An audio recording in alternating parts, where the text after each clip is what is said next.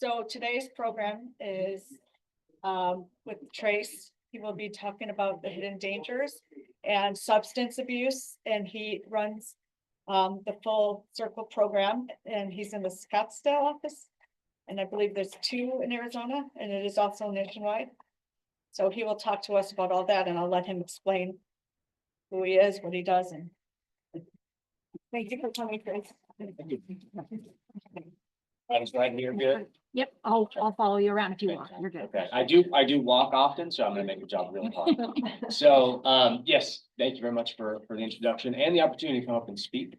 So my name is Trace. I work with the Full Circle Programs. We do have an office up here in Scottsdale as well as one in Chandler. We are nationwide, so we're in Colorado, Kansas City, and North Carolina. That's where all our offices are. So a little bit of my backstory, and I'll make sure to end 5 minutes early. That way we can get out to lunch, that's early. So it's always funny when I come and speak at these because I usually go before lunch. And so I'm always like, I gotta make sure I get just a little bit, it's a little bit out early, right? Because then everybody's like, all right, it's cool, it's good, So a little bit of my own backstory. So originally from Denver, Colorado. And the reason why I started working in this profession is because I actually got sober through this program. So I have been sober since May 19th, 2007. So I'm old to the teenagers. I've got the bald head to prove it. And the reason why I like to just briefly talk about that is, and one of the things that I think is really difficult as a young person getting sober is, as far as for me, I talked to many professionals prior to getting sober, and they would say things, and it's not that they would say the wrong thing, it's that they would say the right thing in a very adult version, if that makes sense. And so it was very hard to connect with. It was very hard to really believe and trust. And it's always funny that I come and speak at the schools, because at one point in time I was not allowed in any schools in Colorado. So when I was kicked out of school, I remember sitting down with my assistant principal, and this is right after they had just had this massive drug bust on me, and she's sitting there and she's going, hey, listen, like, the best feeling you'll ever have in your entire life is when you're drug and alcohol free. And I went, there is no way you have any idea what you're talking about, right? Because I had fallen in love with substances. And I think that's ultimately the part that if you haven't kind of been through that, you don't really comprehend that piece of it. Like she was trying to do, and I think that's the other part too of what a lot of people really have a hard time understanding as far as the substance abuse world goes, is I think that doing early prevention is actually sometimes more difficult than doing like a late term intervention on somebody. And I'll explain all of that. But so the early intervention on, and let's say I got someone at 15, right? So 15-year-old, right? And envision yourselves, right? 15, you had just fallen in love for the first time, and you've been dating for 6 months, maybe 9 months, right? And then you got to break it off, right? I mean, you would be devastated. You would kind of be like, what am I going to do on a Friday night? Who am I going to hang out with? And all of these kinds of things, right? So that's ultimately what a lot of families are going through, and in intervening on a young person, right? So later on in life, especially when you're talking about substances, we work with 13 to 25-year-olds. So I have 21-year-olds at my office, right? Who are, clearly they're like, my life is not okay. I've messed all these things up, right? It's very clear for them that they need the help that they need. That makes sense. So that's a little bit of my own backstory. So I'll get into my first thing. I do always like to ask, is there anything specifically that somebody wants me to kind of talk about? I do have a whole thing, and I have a whole shtick with THC, and I have a whole shtick with alcohol and those kinds of things. But is there anything specifically here that somebody wanted to kind of go, hey, we see this kind of trend at our school often? Is there anything that you guys want to get into? That way I can touch on that first and then do the other part. I have a question about technology enabling access to substance, and if you're seeing that as a main gateway. Technology enabling, like Social media, connecting with people, that kind of thing. Yeah, so it is. So that's actually part of one of my shticks with all of that. So and it's so interesting, right? Because you gotta understand, and obviously this is, everybody's elementary, middle school, and high school. Hopefully the elementary school is not dealing with a lot of this stuff. It's mainly middle school, high school.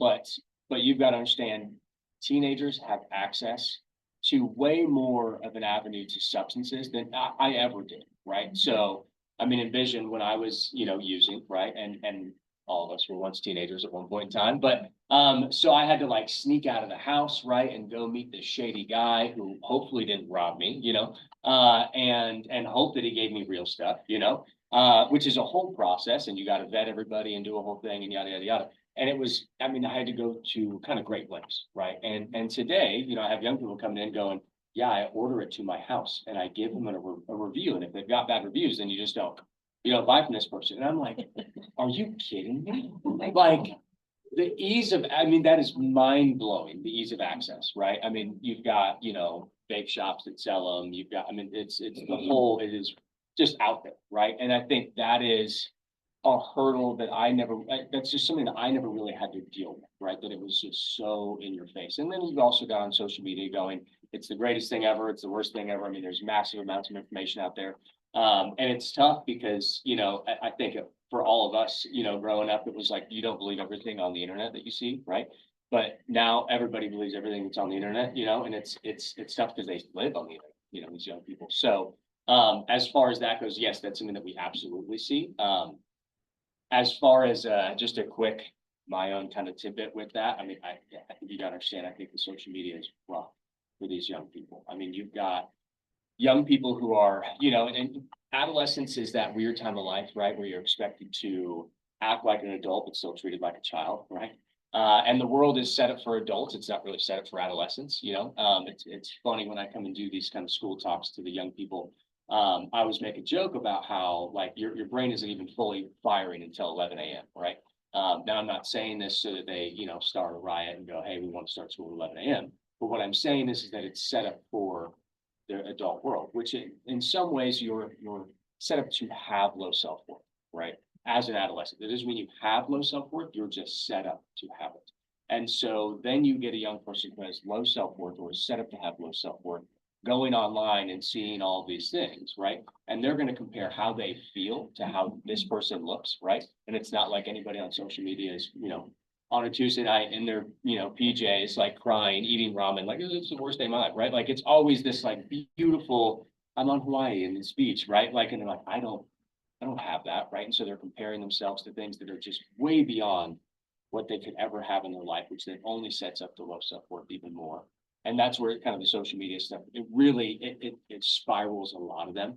And then on top of all that, you get the whole, well, now I'm going to act out to get likes and views and this whole thing. And it's wild to me. I'm like, I had MySpace, that was about it. Like, I had a cool song on there. So it's, like that was as technological as we got, and now it is far beyond that stuff. So I think that there's a lot of things that even more set up young people to have low self-worth. And I think that there's a lot of barriers that used to be there that are now no longer there, that now more young people are finding substances than there was.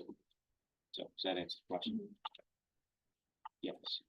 This could be a different subject, but, how do you recommend dealing with the rise in parents using? And like, So- trying to teach their kid not to, but then maybe they go to a new house. and, Yep. they're gonna be in this. That is, that's a tough one because how do I get into this? So basically you have to understand the differences between, especially with alcohol and weed or marijuana, THC, whatever, kind of word you want to put on it. The difference is that you could go and have 2 drinks and not be drunk, right? But if you go and smoke a joint, you're high, right? There's no, like, the objective of smoking weed is to get high, right? So the idea of getting high manageably and correlating it with social drinking is comparing apples to oranges, right? And I think that's the part that most people are operating under this false assumption. So, to say that, right, young people will see somebody who is far older, who is, doing all their things that they need to be doing, but they're using THC and they're going, okay, well, I could do that, right? But you've got to understand that that is already an issue in some ways, right? And don't get me wrong, yes, you're old enough and all those kinds of things. And I'll explain the part why that's already an issue. And it's this. So the reason why THC, in my professional opinion, is actually the most dangerous substance you can do, mentally and emotionally, under the age of 25, is because, and I didn't say physical, right? Now, I used to say there's no kind of physical ramifications, but I can't say that anymore now because now you have THC-induced psychosis, you have all the other kind of things that are happening. You have young people full blown. I had a young person, 18-year-old, right, who was, I mean, straight A student, went to college, I mean, had everything set up, got high for 6 months straight, became allergic to it, was vomiting and basically hospitalized, right? And I was like, that's weird, right? You know, like that's not what I was using, right? That's not the kind of ramifications. Those are the same kind of things that we're seeing now, right? Because of the high potency and all that kind of stuff. But so the reason why THC is so damaging is because it's the one substance that tells you you don't have a problem, right? You have a parent problem and a school problem, a child problem, a girl who won't call you back problem, you know, and all these other things, but you don't have a weed problem. You actually have a weed solution. That's the thing that fixes all of those things. And I can tell you right now, and so we do the school evaluations for the Chandler High School district right now. And so anytime a young person gets caught with any kind of substance, they come in, they meet with me, and it's the same story every single time, right? First of all, it's always in the bathroom, you know. Second of all, then it's, you know, well, I'm better at school when I'm on it. I'm this, I'm that, you know, and they go through all the same things. And then you kind of start getting to kind of poke holes in some of that logic. And what then ends up happening is then when I get into this part of the explanation, which I'll still answer your question, I swear I'm getting there, is this. So mentally, emotionally, the reason why it's dangerous is because THC, tetrahydrocannabinol, delta 9, right, the thing that actually gets you high in weed, sticks in two parts of the brain, the hippocampus and the amygdala, which as far as a young person goes, it's prefrontal cortex. It's a part that is in charge of emotional memory and pleasure memory. Why that's important is, you know, let's say, you know, you're 16 again and you've got a big test. And so the night before you study and you're doing everything, you wake up in the morning, you eat a big breakfast and it's hearty and you're going to school and you end up going and you pass the test, right? A plus flying colors, and you feel great for the rest of the school day, right? Awesome, it's great. You get home, you walk into the house and you see $20 on the kitchen table and you're like, oh, that's mine, yoink, right? Now, earlier that day, your brain processed, hey, studying, eating breakfast, showing up on time. That all feels really good. Let's continue to do that, right? You get home, you steal the $20. Later, your folks come home, they're like, hey, there's $20 on the table. And you're like, no, little brother got it, dog, whatever, you know, win. And so you go up to your room and you have diminished the returns of feeling good from taking the test earlier. And you're going to go stealing and lying. That all feels bad. I'm not going to do it again, right? But if those two parts of your brain are stoned, right? Because THC sticks in the fat cells for up to 30 days. So even if you're getting high just once a month, those two parts of your brain are not operating correctly, which means that emotionally you are stuck. And this is the part that usually blows up people's mind. So emotionally you're stuck. Intellectually you continue to grow. So let's say you started using it, let's say 16 still, right? So 16 started using, emotionally you're arrested. Intellectually you continue to grow, but it's twisted because there's not that emotional backing. Does that make sense? So you continue to grow, and let's say you use all the way up until you're 20, right? So there's 4 years of growth there.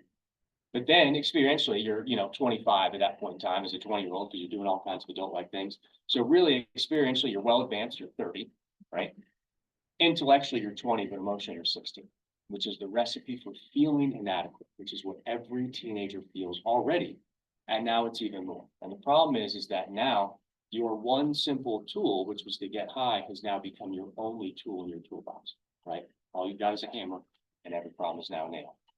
And the issue is that then you get young people long-term, right? Who then, so the point in all this is if you fast forward to, if you have parents, which I deal with often, who can get high since they were 18, 16, 17, 18, and now they're, you know, parents, and they're going, well, it's not a big deal. I turned out fine, right? And that's then the kind of issue, right? Is that then you start getting into a lot of that stuff. What then ends up happening is one of two things. One, they get pissed at me. And I've had a lot of families be really upset with me because I'm confronting, hey, listen, your kid has a drug and alcohol problem. They can't stop. They're getting kicked out of school. They're losing friends or this or that. Sure, they are way more extreme than you are, right? But the problem is that what they're seeing at home is that it's fun, right? And it's not fun for them. I get that you're 40 and you're well advanced and you got your life and you've got your job and all that kind of stuff. And they either get really upset or they go, oh no. And I usually say another word, but I'm not going to say it right now because it's cool. But they have a moment, right? The problem is that potheads are phenomenal forgetters, right? And so they'll have these moments of clarity. That's what I call them. And then 5 minutes later, they're angry at you again, or they leave your office and they start to undo a lot of that stuff.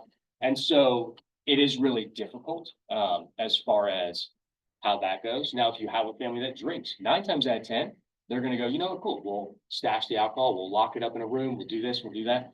It is way more difficult when you have a family that's abusing THC, because now you've got, because it's one, it's way harder to hide. Two, it's very apparent when you walk in as your parent and you're stoned and your kid has 6 months sober and they come to our office and they're like, "No, that's not."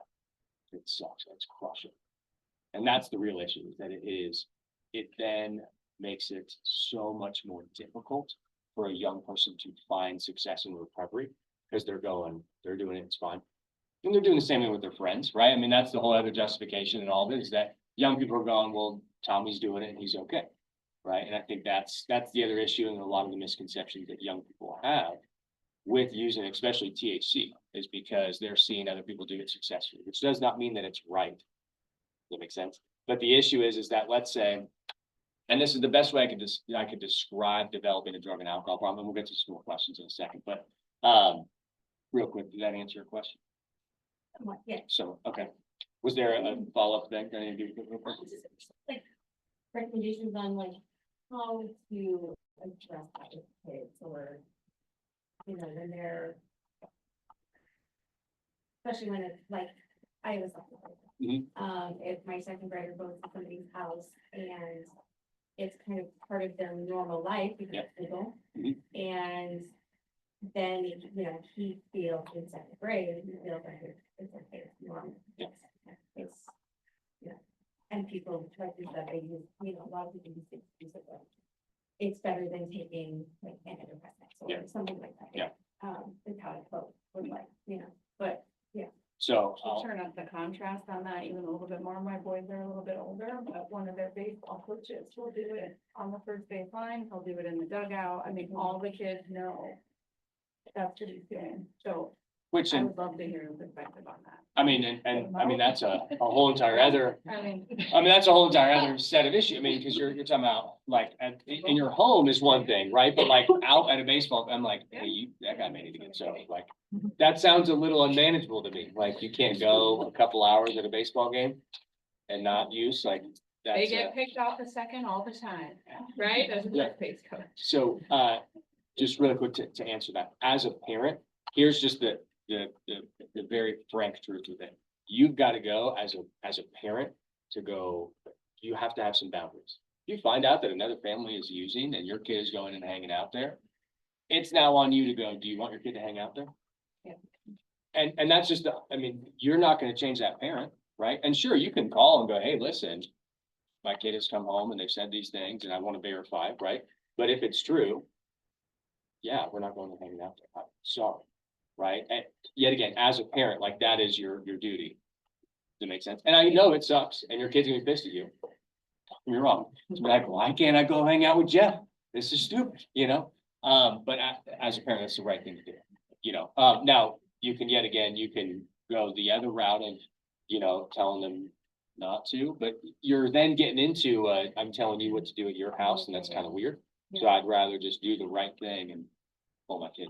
Can I roll that age up? Like, I don't have this age yet, but if you have a high schooler, Mhm. like, they go where they want in their car. So how do you manage a friendship with a family who's doing that? Do you have advice for that? I mean, I would say the same exact thing. And you just, and you can't do it in the heat of an argument, by the way, communicating with kids, and that's a whole entire other thing. You know, don't go over to their house right now. So you've got to sit down and go, hey, listen, you know, you have brought up some concerning things about this person, right? And we're not saying that they're bad or any of that kind of stuff. We are just not comfortable with that because as a family, we go, hey, this is right, this is wrong, you know, and we're not comfortable with that because of what it could lead to. We're okay with that person coming over here and hanging out. We're just not comfortable with you going and hanging out there. Does it make sense? That answers the question. Which, and I get that some of these things are like simple and they're, we could talk here for a long time. Sorry. But so does that answer your question? Okay. Yep, does that answer your question? Fantastic. We'll I get just had my hand up to say, like, I missed the very beginning, but I think the biggest, like, overarching message is to be able to talk about it, right? Right. To be able to have that open communication and let your kids feel like you know, they see something, they hear something, they're not sure about it, that they can come to you and be like, hey, I saw this, I'm thinking of trying this is how I'm feeling. And then also explaining the brain chemistry part of it, that like, you may see adults that choose to do these things, but your brain is still developing, so these, it's just not something you can do. You know, you're not able to drive a car yet, you're not able to have your own bank account, things like that, and it's something that you're just not ready for. Yes, It's been challenging. I have an elementary, a middle, and a high school, Yeah. so it's like an ongoing conversation in our household. And I think the younger two get it, the high schooler is a little bit harder to be like, hey, yes. I know that a lot of your peers here are doing this, you know, people that you call your friends in elementary school. Yep. And so it's a constant struggle. You're like, you're not gonna be able to do the thing too. Let your brain develop, please. Yeah. Which, and you gotta understand, a teenager is supposed to buck against those kind of rules, right? I mean, that's, everybody was a teenager here, right? Like, did everybody obey every single thing an adult said to them? Absolutely not, you know? So now there's normal kind of teenager adolescence, right, of, you know, rebellion and stuff like that. But then you get a young person who is abusing substances, and it's just taken to the nth degree, right? And I think that is a lot of times where parents will have a really struggle to identify, is this normal kind of teenage behavior, or is this, you know, a substance abuser, right? And you gotta understand. Oh, you gotta understand, teenagers, they think they're 10 feet tall, they're bulletproof, they can't see past Friday night. The smartest people to them is another 17-year-old named Jeffrey, you know what I mean, who has no idea what's going on, right? But he has all the answers and you are all fools, you know? So it's really difficult, right, as a parent. So that's normal, right? And then you get substance abuser, who is to, you know, yet again, to the nth degree of self-centered and doesn't care about the rules and all these kinds of things. The problem is that teenagers and people who have long-term kind of substance abuse problems, they act the same way. Does it make sense? If everybody knows anybody else who's later in life who deals with a substance abuse problem, it's like dealing with a teenager, right? I mean, they are still stuck there. And that's the whole thing of, they are emotionally stuck there. That is the issue. They stay as a teenager. Now, here's the part that most people don't really talk about, is that, so if you were to get sober at 20, right, you started getting high at 16, emotionally, you will be lagging behind for forever. There's no fully catching up. I have 17 years sober. I still feel like I'm 20 sometimes, right? And that's the truth of it, is that I still deal with the ramifications of that. And most people don't talk about those kinds of things. So when I have the 40-year-old get sober, right, which I have plenty in my parent group right now, who have 30, 60, 90, a year sober, and they are just as emotional as their kid, it's rough, right? And that is the part where they're going, oh my God, I've seen so many things that basically, and you gotta understand, especially when you're talking about THC, two parts of it. One, the THC that probably most of y'all use, and most that I use, I can't say that you guys use, but I for sure use, right? The best THC I ever got, I'm originally from Denver, Colorado, so we have egos about how good our pot is, right? So it was probably 25% THC, right? Blew my mind. Today, most young people start on a cartridge, right? Everybody knows about carts and pens and all that kind of stuff. Those start out at 75 and go all the way to 95% THC. That is a complete and total different substance than what I use, right? Now, you have to understand, most young people, and this is most of their experiences they talk about, the first time I got high is I greened out, right? So does anybody actually know what greening out means? Okay, all right, well, education time. So basically it happened to me maybe a handful of times, right? And it is pretty much where you get so stoned that you essentially kind of pass out. And usually there's puking sometimes. But you basically just punk out, right? Most young people are having that effect their very first time, right? They're talking about reading out. And I'm like, that is crazy that that's your very first time. Because they're, you know, you understand. Now I'm going to break it all the way back down, right? So one cart is 1 gram. We'll call it 90% THC, right? You take 4 hits of that. That's the equivalent of smoking 2 joints of old school weed, right? And when I say that to parents, they're like, wait, what? And I'm like, yeah. Now 2 joints to yourself, not between you and 5 friends like you used to do when you were 16. And they're like, oh, and I'm like, yes, that is how it is fundamentally different than, well, I was a teenager once. Your weed and what you did was not even where your kids started. Where you ended was where your kids started. Where most people didn't even end, right? Their kid is starting well beyond that, which then you then have these massive kind of, problems that are now happening as a result of young people starting at such a high dose of THC. That's where you get the THC-induced psychosis. That's where you're getting all of these other things that are now happening as a result of it. So there's the whole issue with all that stuff. Most people, most families, they have a hard time wrapping their head around it because it's your kid, right? Before they come and see me, I'm the last person they ever wanted to call, right? Like I can't, it's not like you holding your newborn baby, and I have a 9-week-old baby, right, at home. Not once have I thought, I cannot wait until I bring you to the, like, no, it's never been a thought, right? And so calling me is the last thing any parent ever wants to do. So it's picking up a 10,000-pound phone. You also have blinders to your kid. Your kid is pure, sweet, and good. And any problems they have, it's because they're friends, right? And I know some parents are like, I've said that last week. I say all that to go, the point of me saying all that is if you have any ever kind of like inclination to, I'm worried about, I have a thought, any of that kind of stuff. The first thing you do is you have to just call somebody who can do a free drug and alcohol evaluation. And there are plenty in the Valley. We are one that do it. But I have a handful of resources, that I can give out and stuff like that. So, and that's one of the things that our program does, right? Is we just try to be their avenue for parents to just come in if they have a worry, bring your kid in, right? The worst thing that's going to happen is you're going to find out the worst news, right? Best case scenario, you're totally paranoid and you're a jerk of a parent. You brought them in to meet with me, which it really won't be that bad, right? Because I think pretty fun. But does that make sense? Like that is the next thing, right? Exactly what you're talking about. Like you have to, as a parent, advocate and go, listen, we're going to take these steps, right?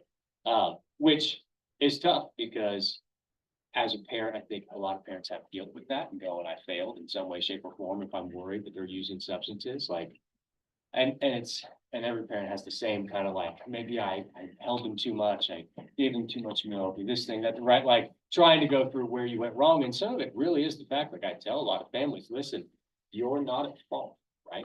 The only time that I'll let a family feel guilty is if you use with your kid the very first time, right? Which I've had that conversation a couple of times. It's awkward. I'll let you feel guilty, right? But it's not fully on you, even if that is the case. But so if that's not you, then didn't cause it, you can't control it, you can't cure it, right? There's things that you gotta understand young people fall into. And the reason why I think more young people fall into today is because of the ease of access. It's because of how easy it is. Just a quick question. When you were all in high school, right? Do you guys remember when they would bring the drug dogs to school, right? And everybody was like, oh, maybe they'll find something, right? And it's like, you don't have anything on you, right? But you're like, what if somebody stashed something in my locker, right? Like everybody had probably somewhat of those thoughts, right?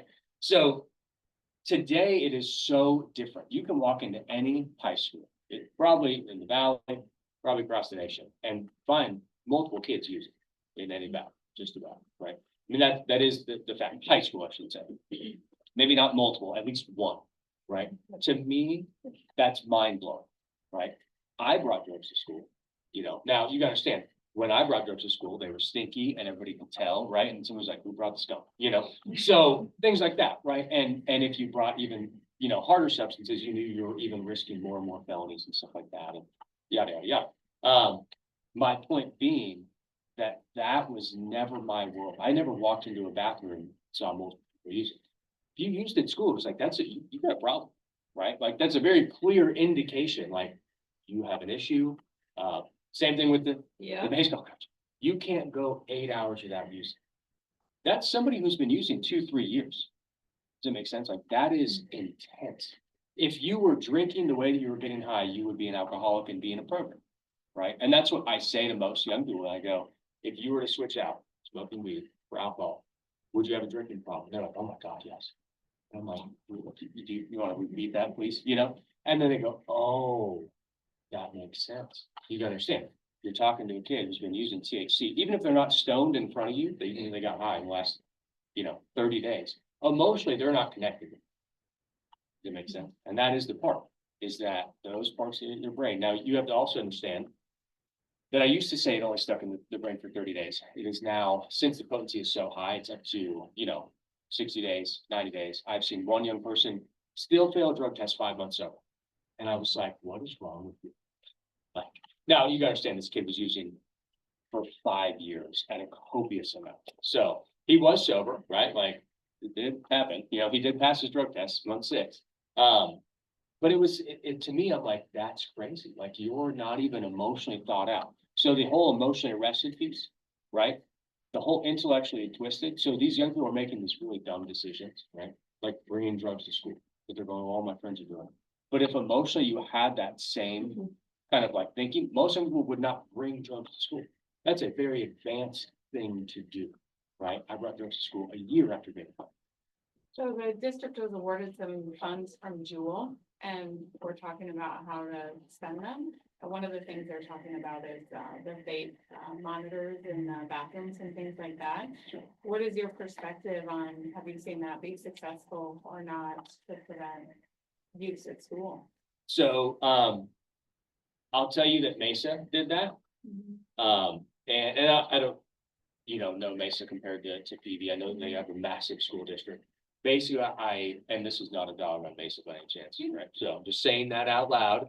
But so basically she was like, we put those all in there and now we just take in boxes of vapes outside of the school building. Because rather than just take it in, they'll just go and drop it in front of the door. So now they just have boxes and boxes. And she was like, no, full. They'll just drop it right there because they're like, they'll know they'll get caught. And so they'll just drop it from the school door. So now there's still plenty of people that are still going around it using in all the, it does deter in the sense that there are probably some young people who have maybe used once or a handful of times. They're like, you know what, that's too much. I won't do it. Right. The well-advanced individuals, right? The intellectually twisted ones are going, no, I'll get away with it. I'll figure out a way to, get around that. I think more so the issue at that point in time is doing some kind of, and we do the evaluations for Chandler and a lot of young people, I mean, they get caught and they come in and it's doing a lot of that prevention stuff, like getting into and talking to them, doing all that kind of stuff. I think the real issue, and I'll just be frank, right? Like most people, and I just did a whole thing for the Scottsdale City Council. And they sent me over all the data and all the stuff from Arizona, and I can't remember the name of the survey basically, but I always look at it and laugh a little bit because I'm like, you're asking teenagers if they get high. Like they're not going to tell you yes, right? Like, like it is always skewed. And so I always laugh at the data, but what is interesting is that some say yes, right? And I'm like, that's the concern, like that even there is. And not just something like a good chunk. And I'm going, there's a lot of young people who are asking for help in a lot of ways. And teenagers ask for help through their actions, not through their words. Question about Chandler. Yeah. So if a child were to get suspended or caught with a vape or whatever, do they have to come see you? Like, is there an option for them not to? Is it required? Is it maybe like option, does the school district say you have to do this if you want to come back? Yeah, so basically it is for the Chandler schools, what they decided is they can either elect to get a 10-day suspension or reduce it by 3, some have done 5 to come meet with us, or there's another program that they partnered with. So they give them 2 options or 3 options, some of them do. But that's basically their ticket to back into school. There's another school that doesn't necessarily do a consequence, but more so they try to do a lot of early prevention, like if you see stuff, hear stuff, any of those kinds of things. They're trying to get ahead of it even before they catch them at school. Once they are then caught at school, I think there is a consequence. But so that's that one. It's a smaller school in Chandler. But yes, there is some kind of, and that's their way to kind of get back into school. Here it's just the 2-day suspension. That's it. I thought they had to go to not my kid or something. Nope. Yeah. Really? Yeah, I mean, that's my 20-year-old back when he was in high school, he got caught with vape and he just was suspended and that was it. Is the difference between THC vape versus the nicotine vape? I think that some of the schools just do the same, like it is, Well, I don't know what it was, supposedly it was nicotine. Yeah. But they didn't do anything, they just said, he has to stay home for 2 days, okay. Yeah. And then that was up to me what I wanted to do. Yeah, so, and one of the schools does use the Not My Kid program. I know it meets on Tuesdays. I think, yes. But it would have been helpful to have something like that, because I went to the psychologist, but you need to put him right now in a rehab. And I'm like, okay, it was just one time, you know, and it was like, but if he had to come see you, then that was the only way to get back into school or whatever, like, I think that is one step ahead Yes, of and the kid. And I think that's the other part too, is that at least. And here's what I can say, right? By no means do I think a young person coming in and having fun with me, or even going to see anybody and doing a free drug and alcohol evaluation. That's not going to fully stop the problem, right? I mean, if it did, I would be very rich, right? But that's not the case. So I think that's the part is you understand yet again, if we go back to my example. You're doing prevention, right? Well, early intervention, this young person is 6 months. They're falling in love with this substance, right? And you're gonna go, hey, stop that. I mean, they are pissed, right? And rightfully so, you know, because they think that they've just found this magical thing that makes them feel like a 10 all the time, right? Because that is what substances do. I mean, you're talking THC, alcohol, Xanax, opiates, all that kind of stuff. You feel like a positive 37, 24/7. Right? Until you come down, right? Now, obviously, remember that whole self-worth thing that I was talking about earlier? So the best way to describe a young person developing a drug and alcohol problem is actually with self-worth, right? And I'll explain self-worth. It's different than self-esteem. Self-worth is based upon 3 different things: how you look, what your function and purpose is, and your rarity, right? Teenagers have no function, right? And they have very little an idea of their rarity, their worth in that way. So a lot of times it's based upon how they look to the outside world or what they based on. Does it make sense? So if we had a scale of self-worth, right? So 10 is I've got it, I know what it is, I know who I am, I love myself. Then you've got 0, and then you've got -10, right? Average teenager, we will say, I used to be able to say was probably at like a 5 or a 6. Because of social media, probably most teenagers are probably lining up at a 4.5 these days. And that's not. I think one thing is important to understand. Teenagers that have low self-worth don't just immediately show it, right? Like I have a good buddy of mine who, before he got sober, he was like, I mean, getting scouted for soccer scholarships. He was like, I mean, doing everything on the outside. On paper, it was like, this kid is phenomenal, right? Internally, he constantly felt like he was not good enough, right? That's what I mean by low self-worth, right? It's not how your kid looks and the performance and all that kind of stuff. It's the underneath piece. So let's say average teenager's at a 5. I, for the first time, was probably at like a 2 in my first years. So me and this 2 go to a party for the very first time and smoke a joint, right? This person goes from a 5 to a 10, which is cool. You know, it's awesome. It's doubling. I go from a 2 to a 10, which feels like a positive 37 because I just tripled my self-worth for the very first time. And I go, oh my goodness, this is the meaning of life, right? I fall in love with this substance. The next day, right? I wake up and I call that 5. And then you got to come back down because you had to either lie to go to the party, or obviously you're using a substance, or you're doing something you don't feel good about, those kinds of things. So as a result of that, you come back down over social, you knock down your self-worth. So let's say that 5 comes back down to a 4.7. I come back, I'm a 1.6, right?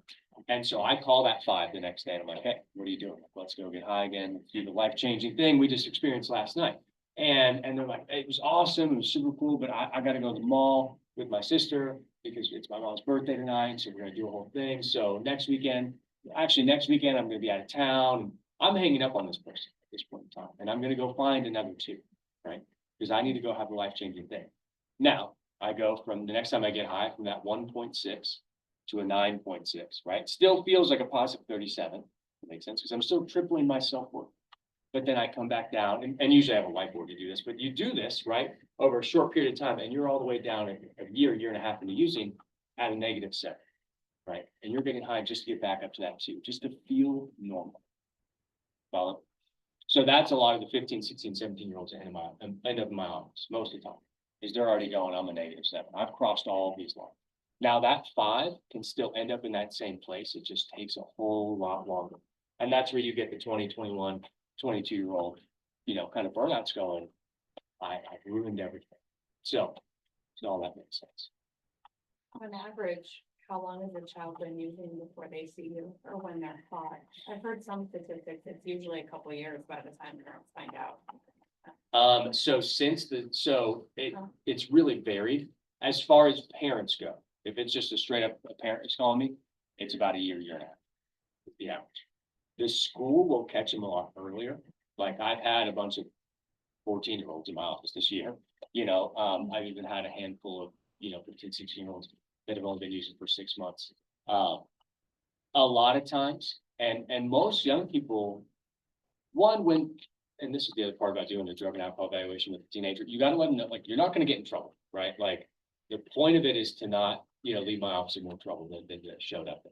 Once they know that, they're pretty open to go, yeah, this is how long I've been using for, and this is what, this looks like. So most of the time I will have young people come in a year and a half. School evaluations, it's about a year, 6 months. I've had a couple of them that are genuinely, right? Like, and these are the outliers, right? I just had one the other day who was like, I actually have only got high once and I really was home for a friend and yada, yada. And that's like the age old, like, sure. But after an hour of talking, I was like, well, you really might be that like very 1%, like, oh, really? Now, don't get me wrong.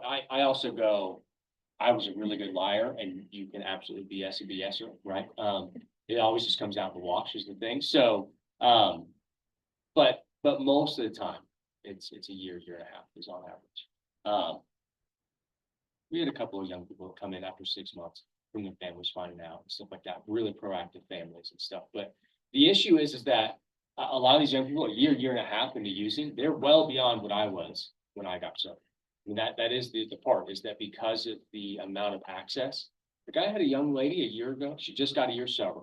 I talk about her in all these school things because she was the kid who was like honors, a part of all of the council things, was the bilingual, I mean, just everything, right? Like on paper, you'd be like, this is the best student ever, right? She was smoking 2 ounces of weed a week. Oh, you guys. Oh, okay. So 2 ounces. Okay. So basically that is the equivalent of 3 carts a day plus 3 grams of regular bud a day, which is, you guys, okay, so. All right, so, there's no other, how many joints is that? That's usually what I equate it out to for most, older folks, right? Most, not like that, but so it's basically like, 90 joints a day, something ridiculous. I mean, it's stupid. I was like, what is wrong with you? Like, but yeah, she's like our outlier, like most young people aren't getting there. Like that is pretty intense. My point being is like, that's somebody who's been getting high for a decade, right? She was getting high for a couple of years. So I say all that not to freak parents out, but to go like, listen, this is a very different beast than it was when you were a kid and all that kind of stuff. So I know I've rambled a bunch. I hope I have answered most of the questions. I know we've got a little bit more time. Yes. So my question is probably, it might be too complex to answer right now. How do you navigate the conversation when you have a child who has ADHD and you put them on stimulant medication to help them succeed in school? And now they're discovering illicit substances and wanting to know, well, I took this pill that made me feel this way. Why can't I experiment with other things?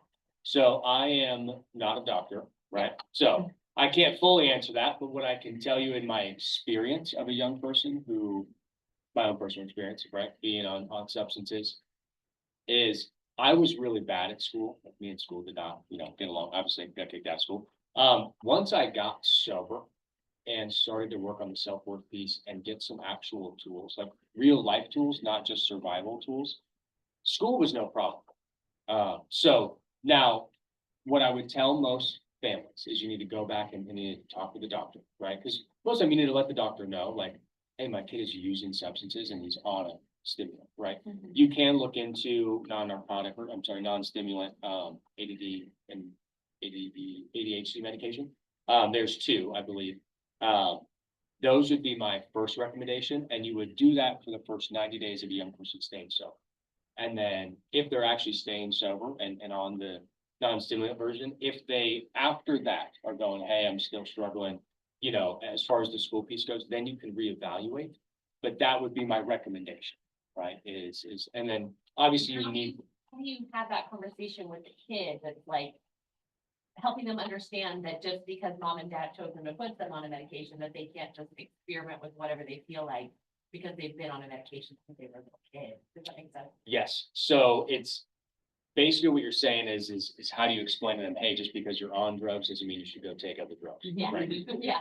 Which don't get me wrong, Helping them understand that by mind. yes, and that's actually, so it's tough because you're telling them one thing, but then doing the other. Does that make sense? Like, that is, and I'm speaking just in facts, right? I'm not telling you any kind of recommendation. I'm just telling you, that's the facts of it. You're going, hey, don't take drugs, these drugs, take this drug, right?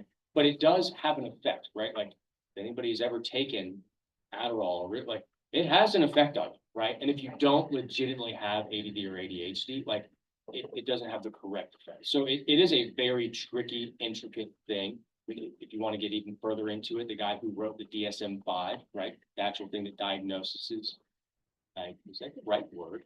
Oh gosh, is this recording? Oh, no.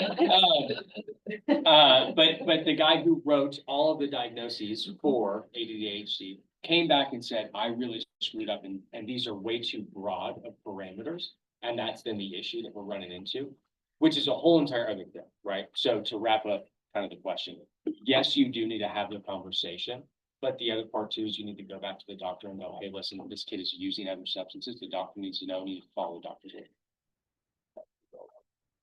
I have a comment for that, just from like a medical standpoint. Medication from your doctor should be monitored by your doctor regularly. And so you're checking for side effects and making sure it's working, and it should be adjusted as needed, where street drugs are not in that category. Would be a way you could differentiate, if your child can take that information in. A way to differentiate that information. Yes, Right. yes, that would be like just a differentiation option. Yes. I guess. I wanted to get kind of your opinion on, so legally, now that we have legal THC and that. Was that a good idea to make it legal? And given that now a lot of the adults still have pictures of a joint, you know, THC is this much, when really it's this much. Right. Are there any movements to kind of regulate the cartridges or whatever to say, you can't have this much in, you can only have this much in? Or is that something that kind of legislatures are avoiding because marijuana is such a dirty subject they don't want to talk about, you know, like how to fix this?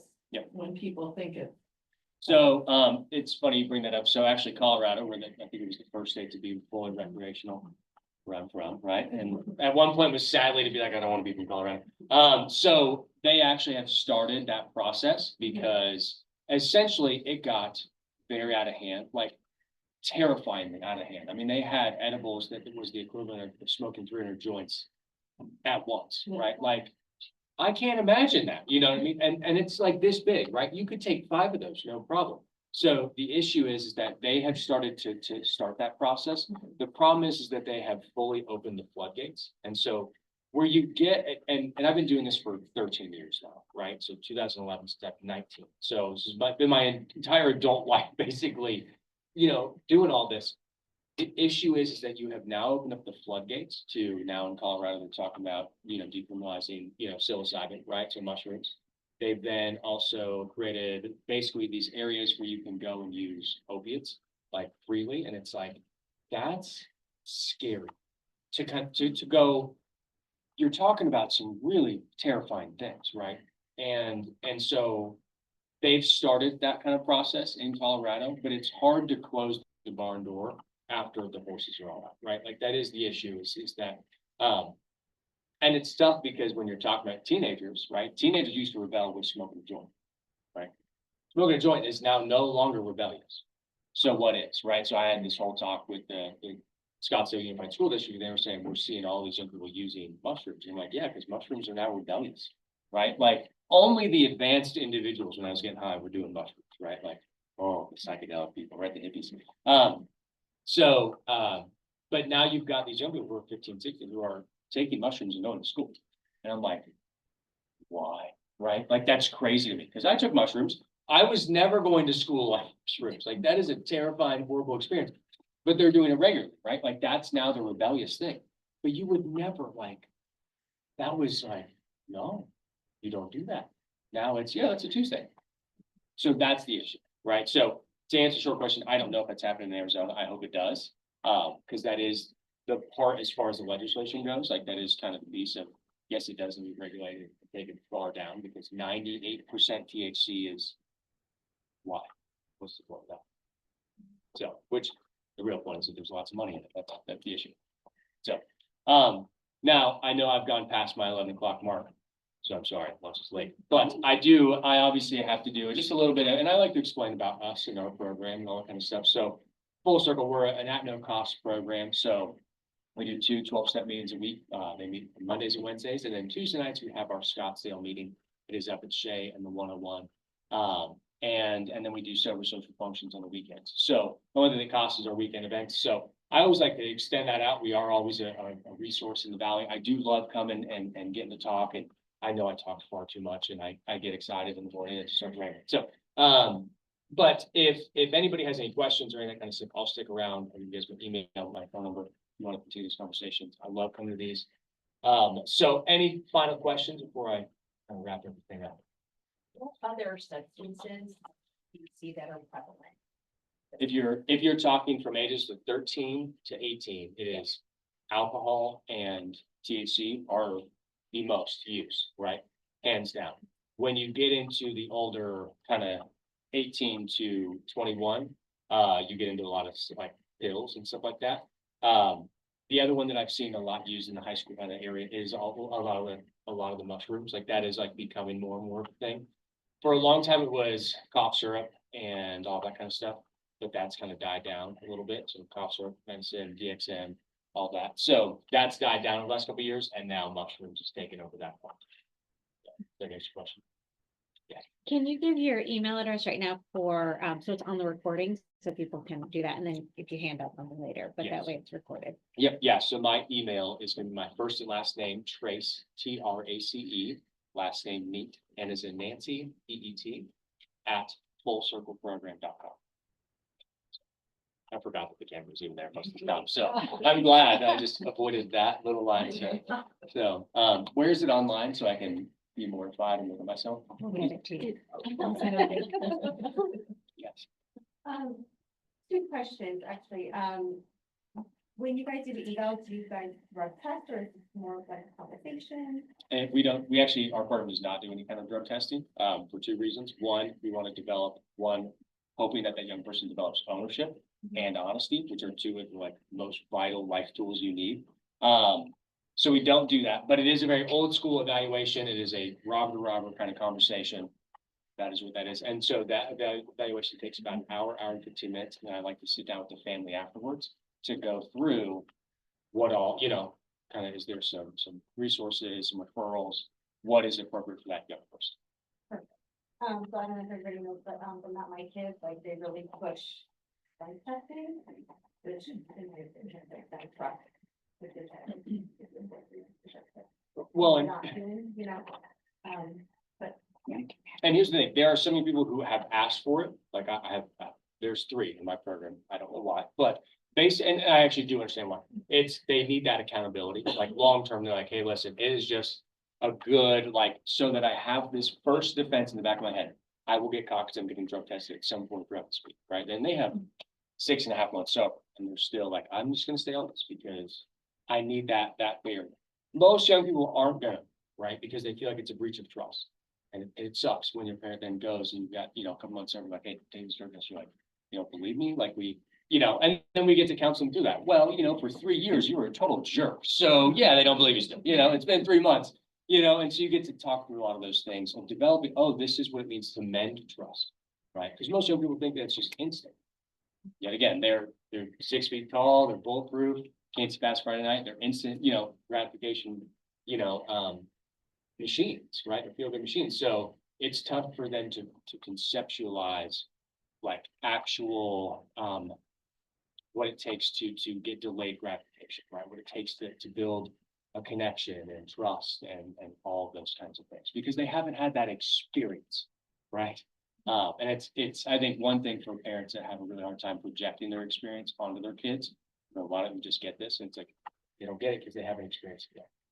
You know, Sorry, my other question was, how do you see that leap? The fentanyl in first aid center? How do you know that?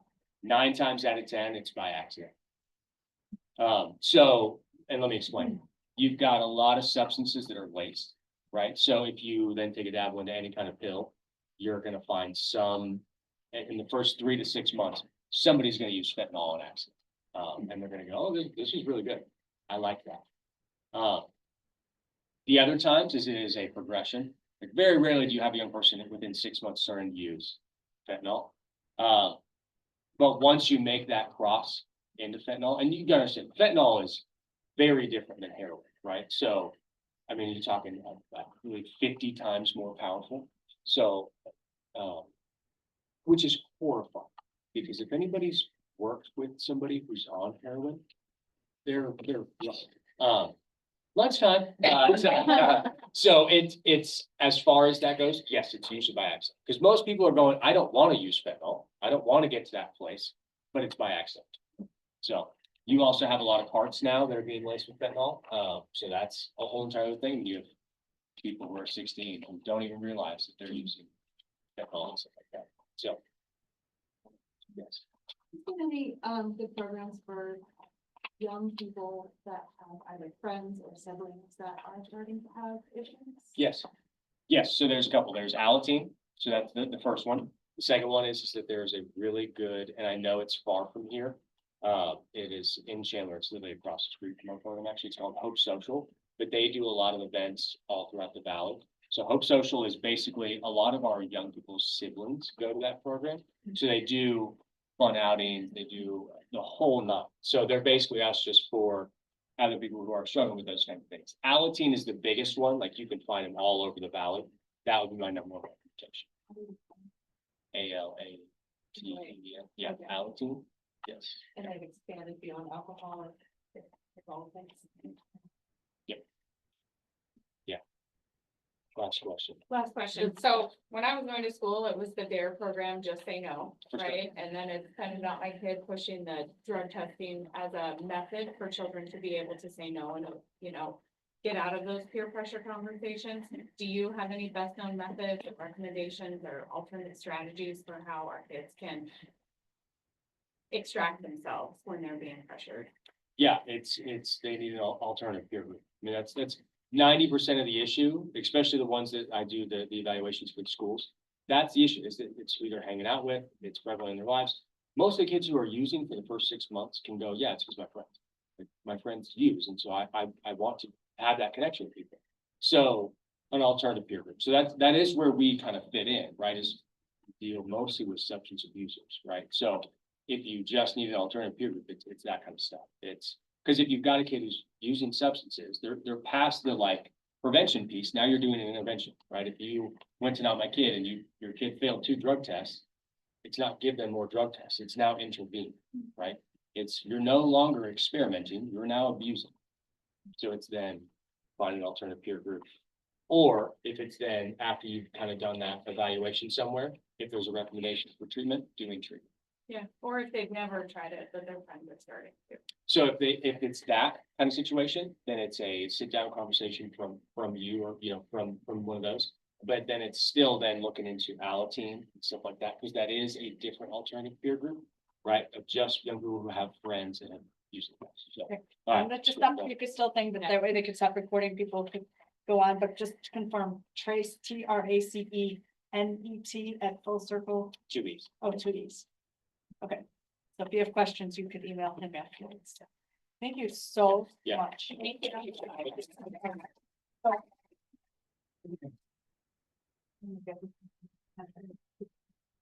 you.